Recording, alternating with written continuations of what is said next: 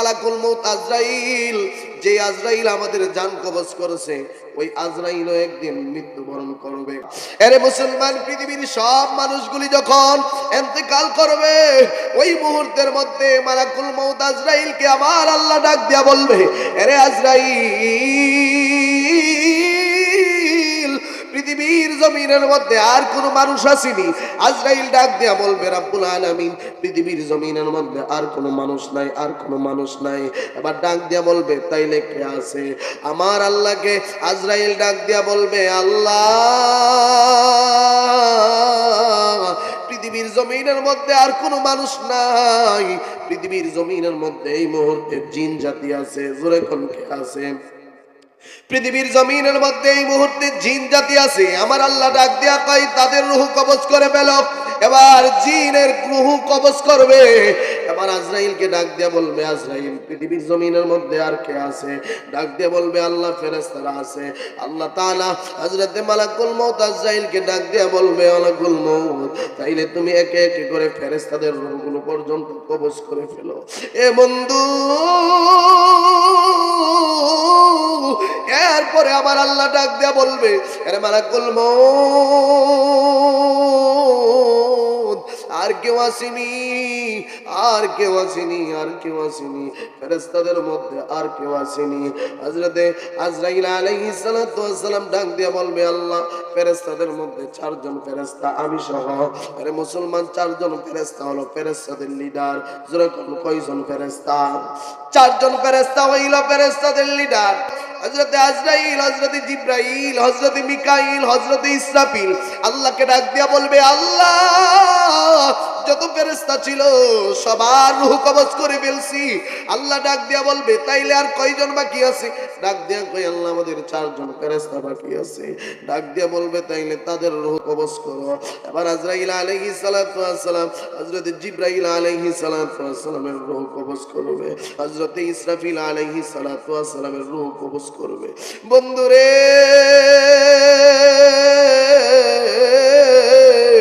আজরাইল আলাইহিস সালাতু ওয়াস সালাম মিকাইলের রূহ কবজ করবে। ওই মুহূর্তের মধ্যে আল্লাহ ডাক দিয়া বলবে, এ আজরাইল, এ মালাকুল মউত, আর কেউ বাকি আসেনি। আজরাইল ডাক দিয়া বলবে, আল্লাহ, পৃথিবীর জমিনের মধ্যে আর কেউ বাকি নাই। ও আল্লাহ, পৃথিবীর জমিনের মধ্যে যত মানুষ ছিল সব মানুষের রূহ আমি কবজ করে ফেলছি। আল্লাহু আকবার, জোরে বলেন। পৃথিবীর জমিনের মধ্যে যত জিন ছিল সব জিনের রূহ আমি কবজ করে ফেলছি। পৃথিবীর জমিনের মধ্যে যত ফেরেশতা ছিল সব ফেরেশতার রূহ আমি কবজ করে ফেলছি।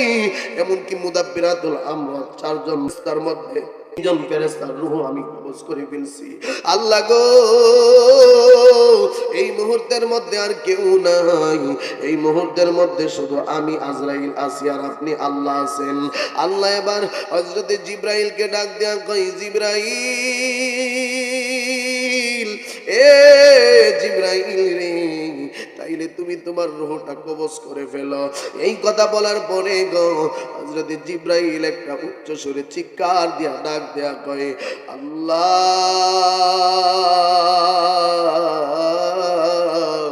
পৃথিবীর জমিনের মধ্যে কত মানুষের রূহ আমি কবজ করলাম।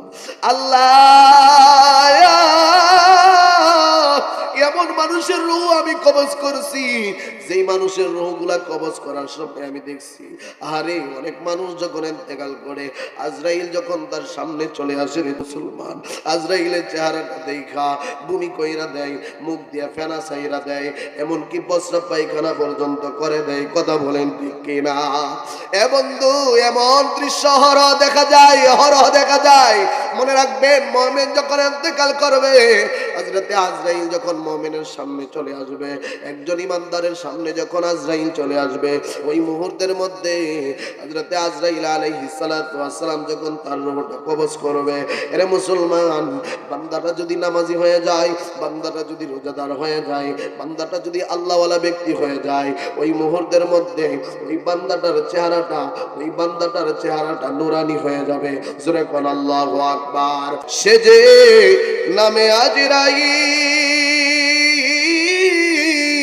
সময় হলে তোমার ঘরে হইবে হাজির।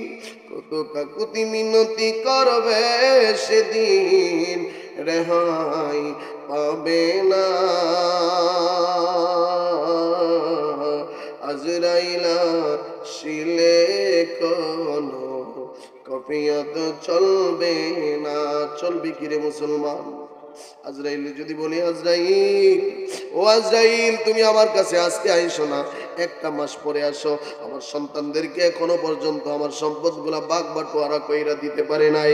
এ আজরাইল, তোমার কাছে আমি রিকোয়েস্ট করি। আজরাইল কি রিকোয়েস্ট মানবে নেই?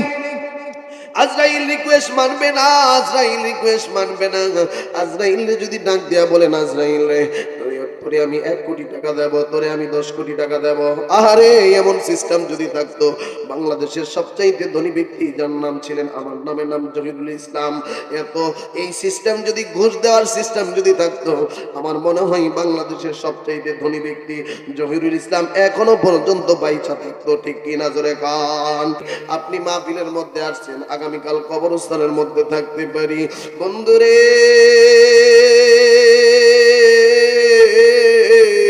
আমার আল্লাহ ডাক দিয়া বল, রে আজরাইল, তুমি যেহেতু তোমার সঙ্গী সাথী, তুমি 3 জনের রূহ যেহেতু কবজ করেছো, এবার তুমি তোমার রূহটা কবজ করো। আল্লাহু আকবার জোরে বলেন। আজরাইল এই কথা শোনার পরে এমন জোরে একটা চিৎকার দিবে রে মুসলমান, এমন জোরে চিৎকার দিবে, হাদিস বিশারদগণ বলেন, দুনিয়ার কোন গর্ভবতী মহিলা যদি এই চিৎকারটা শুনতো, ওই মহিলার পেটের সন্তানটা অটোমেটিক ভাবে মাটির মধ্যে বইরা যাইতো। আল্লাহু আকবার বলেন। এত জোরে একটা চিৎকার দিব, আজরাইল ডাক দিয়ে বলবে, আল্লাহ, মানুষের রূহ কবজ করা কত কষ্ট আমি তো দেখছি, আমি তো সচক্ষে প্রমাণ পাইছি। আমি যদি জানতাম আমার রূহটা আমার কবজ করা লাগবে, আমি কোনোদিন মানুষের রূহ কবজ করতাম না। আল্লাহু আকবার জোরে বলেন।